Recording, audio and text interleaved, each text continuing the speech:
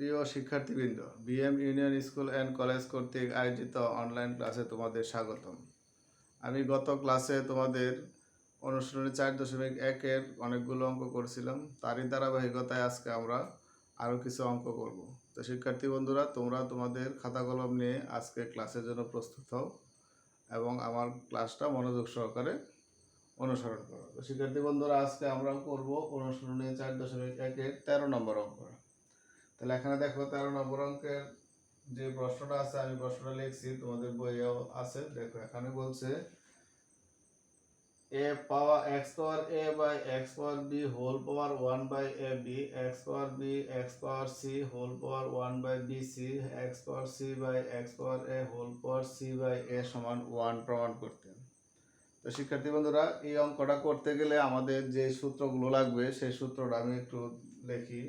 প্রথমে লাগবে x power m by x power n equal x power m minus n, এই সূত্রটা। তারপর আরেকটা সূত্র লাগবে x power m whole power n equal to x power mn। এই দুইটা সূত্রের মাধ্যমে অঙ্কটা সম্পন্ন করব। তারপরে কি আরেকটা সূত্র লাগবে, হলো তোমার x power m into x power n equal to x power m plus n। এই টোটাল অঙ্কটা করতে গেলে আমার এই তিনটা সূত্র প্রয়োজন। তো শিক্ষার্থী বন্ধুরা, তোমরা এই অঙ্কটা প্রশ্নটা তোলার আগে এই সূত্র তিনটা খাতায় উঠায় নাও, তাহলে এই অঙ্কটা করতে অনেক সুবিধা হবে। তো চলো আমরা মূল অঙ্কে চলে যাই। তো মূল অঙ্ক করতে গেলে আমাদের এই বাম পক্ষ প্রয়োজন, বাম পক্ষ দিয়ে করব। তো এটা তোমরা চট করে তুলে ফেলো খাতায়, আমি মুছে ফেলবো এক্ষুনি।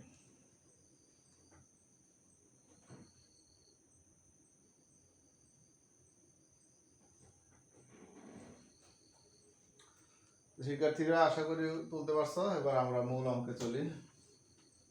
মূল অঙ্কের বাম পক্ষ দিয়ে, বাম পক্ষ লিখতে পারো, লেফট হ্যান্ড সাইডে লিখতে পারো। বাম পক্ষ সমান দিয়ে আমি এখানে লিখি x power a by x power b whole power 1 by ab into x power b by x power c whole power 1 by bc into x power c by x power a whole power 1 by ca। এবার আমার ওই প্রথম সূত্রের আলোকে লিখতে থাকি আমরা। তাহলে দেখো কি হয়। তাহলে এখানে আছে x power a minus b whole power 1 by ab into x power b minus c whole power 1 by bc x power c minus a whole power ca। তাহলে এটা দ্বিতীয় সূত্রটা চলবে এখন, x power a minus b by ab x power b minus c by bc x power c minus a by c। তারপরে x power ab a minus b plus b minus c by bc plus ca c minus a। আশা করি শিক্ষার্থী বন্ধুরা সবাই এই পর্যন্ত বুঝতে পারছো। তাহলে এখানে দেখো আমি কি করলাম। প্রথমে ওই যে 1 নম্বর যে সূত্রটা ছিল, ভাগ থাকলে বিয়োগ, এখানেও ঠিক একই কাজ, এখানে একই কাজ। তারপরে আছে এখানে গুণ, গুণ থাকলে পাওয়ার, যেহেতু এটা উপরে আছে এটা নিচে মনে মনে 1 আছে, এই জন্য এটা 1 এর পরিবর্তে এখানে আসছে, 1 এর সাথে এটা গুণ। অনুরূপভাবে এটা এটা। তারপরে x পাওয়ার x পাওয়ার x পাওয়ার, তাহলে সবগুলো x একটা নিলাম, বৃত্তি একটা, সবগুলো যোগ হলো। এবার আমার বীজগণিতিক রাশির নিয়ম অনুসারে সরল করি। সরল করলে এখানে দেখো কি আছে, a b b c c a, তাহলে লসাগু হবে a b c। a b c লসাগু হইলো। এবার a b দিয়ে এটা ভাগ করি, ভাগ করলে হয় c, c into a minus b plus অনুরূপভাবে b into b minus c plus b into c minus a। তো শিক্ষার্থী বন্ধুরা, আশা করি এ পর্যন্ত সবাই সুন্দর মতো বুঝছো। এই ধরনের অঙ্ক থাকলে করতে পারবা। তাহলে এখন দেখো আমি নিটফলটা নামাই x power a b c থাকলো হর, এখানে আছে a c minus b c plus a b minus b c plus b c minus a b. এখন দেখো কি দাঁড়াচ্ছে আমার x power a b c, এই এ সি আর কোথায় আছে দেখো এ সি এ বি আর এখানে এ সি, তাহলে এ সি প্লাসের এ সি মাইনাসের শূন্য, বি সি প্লাসের বি সি মাইনাসের শূন্য, এ বি প্লাসের এ বি মাইনাসের শূন্য, তাহলে সবগুলো বাই জিরো। তাহলে হচ্ছে কি x power zero equal 1 equal ডান পক্ষ। তো শিক্ষার্থী বন্ধুরা এই পর্যন্ত দেখো সবাই বুঝতে পারছো, চট করে খাতায় তুলে ফেলো।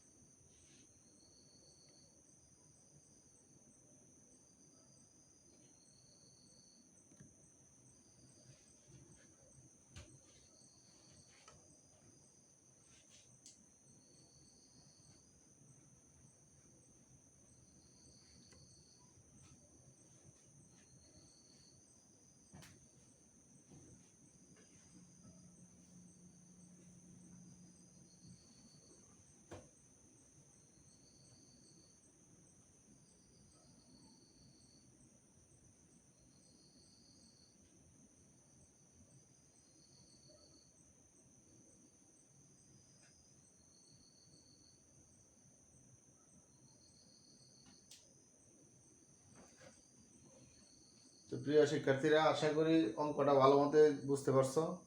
তারপরে আবার দেখো আবার প্রথম লাইনটা, এখানে কি কাজ হয়েছে x power a by x power b, তাহলে এখানে আসলে x power a minus b, অনুরূপভাবে এখানে এই কাজ এখানে এই কাজ, তারপরে এখানে আছে x power a minus b into 1 বাই এ বি, তাহলে এই এ মাইনাস বিটা 1 এর সাথে গুণ হচ্ছে, তাহলে a minus b by a b, এটা অনুরূপভাবে এই কাজ করছি, এখানে একই কাজ করছি। তারপরে এখানে আছে এক্স পাওয়ার, মনে করো x power m x power n x power p, তাহলে সূত্রের নিয়মে কি আছে x power a plus m plus n plus p, তারপরে এখানে এটা একটা ভগ্নাংশ এটা একটা ভগ্নাংশ এটা একটা ভগ্নাংশ, তাহলে ভগ্নাংশের যোগ বিয়োগের ক্ষেত্রে আমার কি কাজ করতে হয়, সর্বপ্রথম হরগুলো লসাগু করতে হয়, তাহলে A B B C C এর লসাগু হলো এ বি সি, তাহলে এ বি সি হলে ভগ্নাংশের যে নিয়ম আছে সেই নিয়মে আমরা কাজ করছি, যে এ বি দ্বারা এ বি সি কে ভাগ করছি, ভাগফল হলো সি, সি দিয়ে মাইনাস বি কে গুণ, অনুরূপভাবে এটা এটা, তারপর আমরা সব হিসাব করে দেখলাম যে সবগুলো বাদ দিলে শূন্য হয়, তাহলে 0 বাই সামথিং ইকুয়াল 0, আর যে কোনো পাওয়ার 0 সমান 1, অতএব ডান পক্ষ। তাহলে আমাদের এটাই ছিল কাঙ্ক্ষিত মান, যে বাম পক্ষ সমান ডান পক্ষ। তো শিক্ষার্থী বন্ধুরা আশা করি এই অঙ্কটা খুবই সুন্দর মতো বুঝতে পারছো। তো চলো শিক্ষার্থীরা আমরা এরকম আরেকটা অঙ্ক করি, সেটা হলো 15 নম্বর, এই 14 নম্বর অঙ্ক করি। 14 নম্বর অঙ্কটা করলে তোমরা মোটামুটি সৃজনশীলের অনেকগুলি প্রশ্নের উত্তরই পারবা। তাহলে আমরা মুছে ফেলি, মুছে আবার 14 নম্বর অঙ্কটা করি।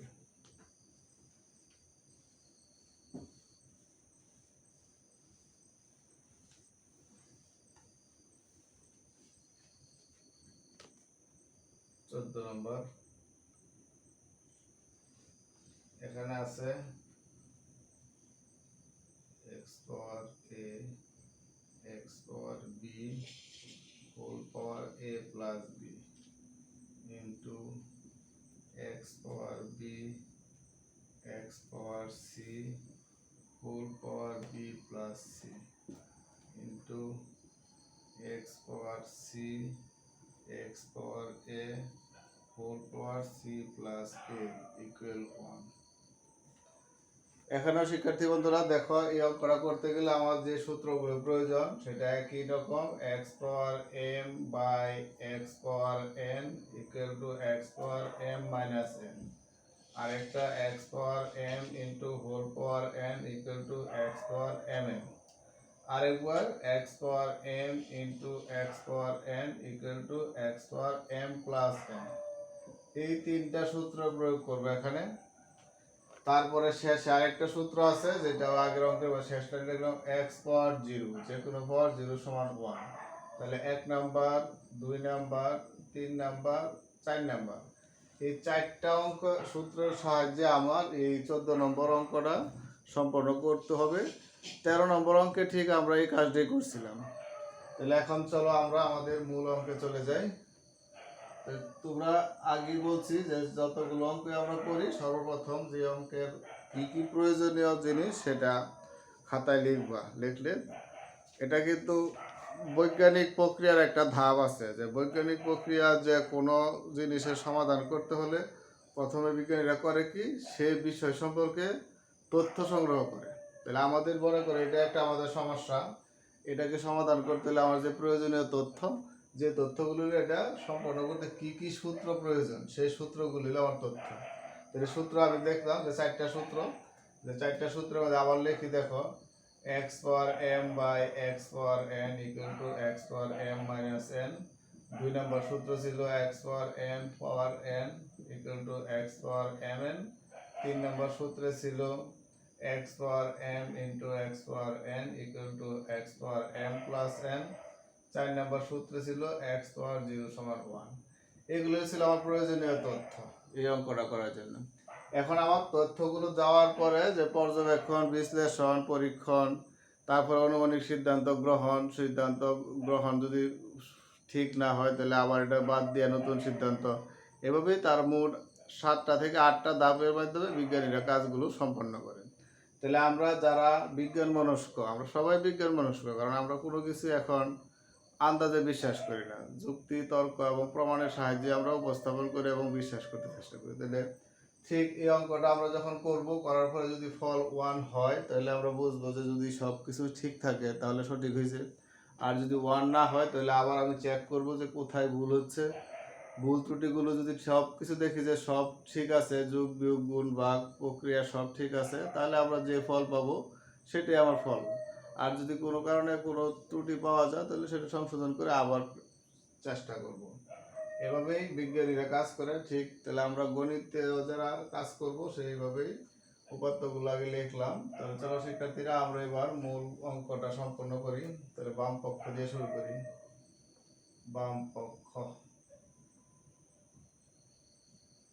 x পাওয়ার a, তোমরা সবাই প্রশ্ন দেখে দেখে তুলে ফেলো, আমি আস্তে আস্তে তুলতে থাকি।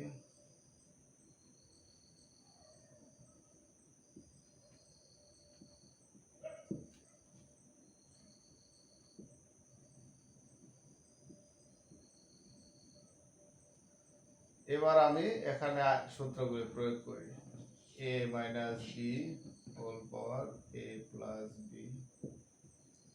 x power b minus c b plus c, x power c plus a c plus a। এবার আগে 2 নম্বর সূত্রে যাই। তাহলে x power a plus b into a minus b, x power b plus c into b minus c, x power c plus a into c minus a। এখন আমার সূত্র, বীজগণিতের যে সূত্র আছে a plus b into a minus b equal to x square minus b square. a square minus b square into b square minus c square into c square minus a square. এবার দেখো এই তিনটা আগের সূত্র প্রয়োগ করি। a square minus b square plus b square minus c square plus c square minus a square. তাহলে আমার কি দাঁড়াচ্ছে, সবগুলো কাটা গেল শূন্য, তাহলে x পাওয়ার 1 0 সমান 1, ডান পক্ষ। তো শিক্ষার্থী বন্ধুরা, আশা করি প্রত্যেকটা লাইন যথাযথভাবে বুঝতে পারছো, এবং ভবিষ্যতে যদি কোনো সৃজনশীলের উদ্দীপকে এই ধরনের অঙ্ক থাকে তো অবশ্যই তোমরা নিজেরাই করতে পারবা। আর সৃজনশীলে ভালো করতে হলে আমাদের বারবারই বলি যে বইয়ের প্রত্যেকটা অঙ্ক নিজে প্র্যাকটিস করো বাসায়, তাহলে তুমি কাঙ্ক্ষিত ফল পাইতে পারবা। তা আশা করি অঙ্কটা ভালো মতো বুঝতে পারছো এবং তোমরা চট করে খাতায় তুলে ফেলো। আমরা পরবর্তীতে আরেকটা অঙ্ক করার চেষ্টা করব।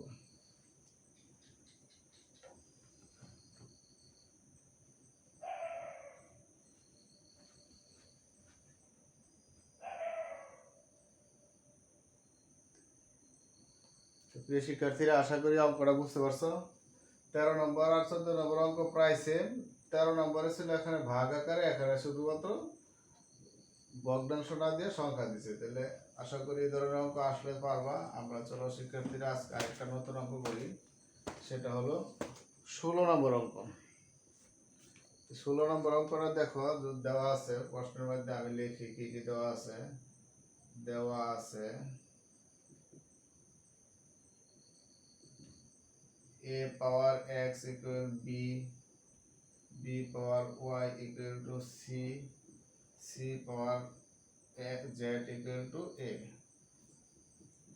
এই তিনটা তথ্যের সাহায্যে আমার প্রমাণ করতে হবে x y z equal to 1। এটা আমার প্রমাণ করতে বলছে 16 নম্বর অঙ্কে।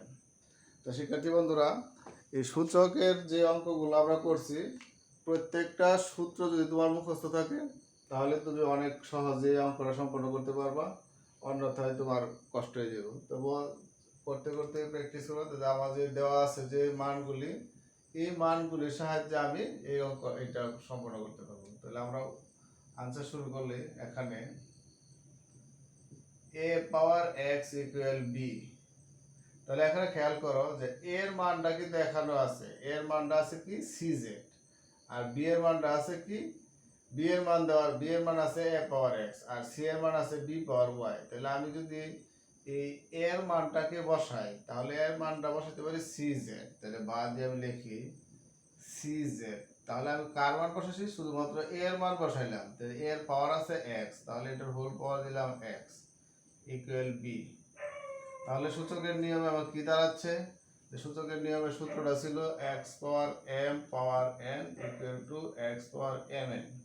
তাহলে সেই ক্ষেত্রে আমি লিখতে পারি c পাওয়ার xz ইকুয়াল b। তাহলে ঠিক এখানে আমি যদি c পাওয়ার, এই c এর পরিবর্তে আমি এখন কি লিখব, এই c এর মানটা দেখো, c এর পরিবর্তে আছে by, b পাওয়ার y। তাহলে আমি c এর পরিবর্তে লিখি b পাওয়ার y, হোল পাওয়ার আছে xz। তাহলে এখানে আমার ওই পাশে আছে b, তাহলে এখানে আমার কি চাই পাইলাম, b পাওয়ার xyz ইকুয়াল b। তাহলে এখানে একটা সূত্র আছে আমাদের, যে এখানে আমি আরেকটু বাড়ায় লিখি, তাহলে xyz ইকুয়াল b পাওয়ার 1, কারণ কিছু না থাকলে সবসময় 1 থাকে। তাহলে আমাদের একটা সূত্র ছিল যে যদি মনে করো a power m equal to a power n হলে, অথবা x দিয়ে লিখছিলাম হয়তো আগে, a power x equal to a power y হলে x ইকুয়াল টু y। অর্থাৎ ভিত্তি ভিত্তি যদি সমান থাকে তাহলে সূচক সূচক সমান। তাহলে এখানে দেখো এটার ভিত্তি b, এটার ভিত্তি b, তাহলে আমি পাচ্ছি কি x y z ইকুয়াল 1। তো শিক্ষার্থী বন্ধুরা, এটাই আমার প্রমাণের কাঙ্ক্ষিত প্রমাণটা বলছিল যে x পাওয়ার x y z সমান 1 প্রমাণিত।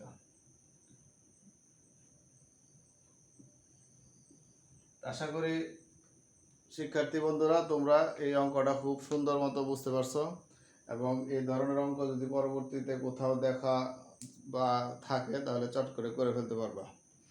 তাহলে তোমরা দ্রুত খাতায় তুলে ফেলো অঙ্কটা। বাস, আমি পুরো বোর্ড জুড়ে দিয়ে দিলাম। এখন দ্রুত খাতায় তুলে ফেলো। এই ধরনের অঙ্ক বাসায় মেইন বইয়ের অনুশীলনী 4.1 সবগুলো অঙ্ক যদি তুমি ভালো মতো করতে পারো, তাহলে এই অনুশীলনী থেকে যত সৃজনশীল আসবে সবগুলি তুমি সম্পন্ন করতে পারবে। আমরা আরেকটা ব্যতিক্রম অঙ্ক করব, সেটা হলো 17 থেকে 20 পর্যন্ত সমাধান করো। সমাধানের 18 নম্বর অঙ্কটা আজকে করব, তার মধ্যে তোমরা এই অঙ্কটা খাতায় তুলো।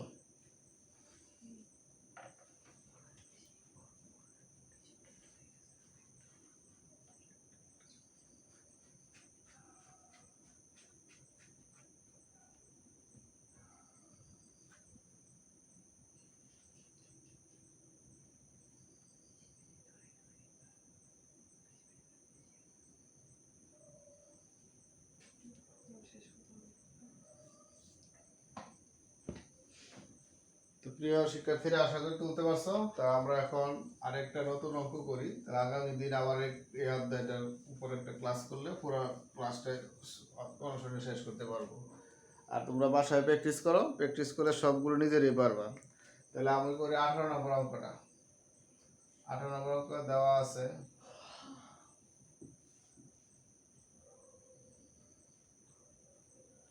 2 পাওয়ার 2x plus 1 equal 128। এখান থেকে x এর মান বের করতে বলছে। সমাধান মানে কি এটা আমরা আগে জানি। যে সমাধান কি, যে প্রক্রিয়ার মাধ্যমে একটি বীজগণিতিক রাশি থেকে বা একটি সমীকরণ থেকে চলকের মান নির্ণয় করা হয় সেটাকে বলা হয় সমাধান। অর্থাৎ সহজে রাশি সমীকরণ থেকে চলকের মান বের করার প্রক্রিয়াকেই সমাধান বলে। সমাধান করার পরে যেই চলকের যে মানটা পায় সেটাকে সমীকরণটির বীজ বলা হয়, মূল বলা হয়। বীজও বলতে হয়, বলা যায়, আবার মূলও বলা যায়। তাহলে এটা একটা সূচকীয় রাশি। সূচকের মাধ্যমে যে রাশিটাই প্রকাশ করে সেটাকে বলা হয় সূচকীয় রাশি। তাহলে এই সূচকীয় রাশি থেকে চলক হলো x, সেই x চলকের মানটা আবার বের করতে হবে। তাহলে x চলকের মান যদি বের করতে চাই, যে দেখো এখানে আছে 2 বৃত্তি, তাহলে আমি 128 কে যদি 2 বৃত্তি করতে পারি তাহলে আমি খুব সহজেই বৃত্তি সমান মিলাতে পারি। তাহলে দেখো আমি 128 কে যদি আমি উৎপাদক করি তাহলে প্রথমে 2 দিয়ে দেই, তাহলে হয় 64, আবার 2 দিয়ে দিলাম 32, আবার 2 দিলাম 60, আবার 2 দিলাম 8, আবার 2 দিলাম 4, আবার 2 দিলাম 2। যেহেতু জোড় সংখ্যা সবগুলোই 2 দ্বারা বিভাজ্য হবে। তাহলে এই ক্ষেত্রে একটা জিনিস মনে রাখবা, তোমাকে যে পূর্ণ সংখ্যাটা দেওয়া থাকবে সেটারে এমনভাবে উৎপাদকে বিশ্লেষণ করবা যেন সবগুলো মৌলিক সংখ্যা থাকে, অর্থাৎ মৌলিক গুণনীয়কের সাহায্যে বিশ্লেষণ করবা। তো মৌলিক গুণনীয়কের সাহায্যে বিশ্লেষণ করলে সেই রাশিটাকে, সেই সংখ্যাটাকে সূচকীয় আকারে প্রকাশ করবা। তাহলে আমি এখানে দেখি 1 2 3 4 5 6 7, তাহলে 2 পাওয়ার 7। তাহলে এই পাশে আছে 2 পাওয়ার x প্লাস 1 ইকুয়াল টু 2 পাওয়ার 7। এখানে আমাদের প্রথম যে একটু আগে যে সূত্রটা লিখছিলাম, যে x power a power x equal to a power y হলে x ইকুয়াল টু y, এই সূত্রটা প্রয়োগ করি তাহলে কি পাচ্ছি, 2x প্লাস 1 ইকুয়াল টু 7।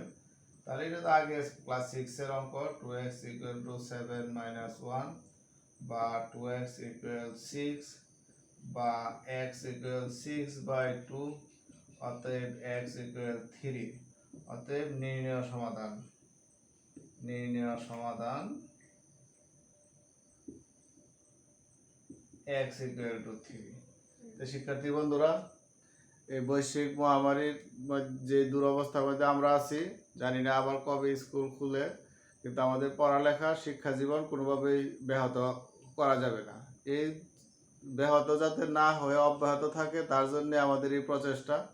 এজন্য তোমরা সব কিছুর চেয়ে সবচেয়ে বেশি গুরুত্ব দিয়া অনলাইন ক্লাসের দিকে সক্রিয় হও এবং মনোযোগী হও। অন্যথায় যে একটা সময় কিন্তু চলে যাচ্ছে, সময় কিন্তু বসে নাই, কিন্তু এই যে সময়ের সাথে যদি আমি তাল মিলিয়ে চলতে না পারি তখন আর পরে আফসোস করা ছাড়া কিছুই থাকবে না।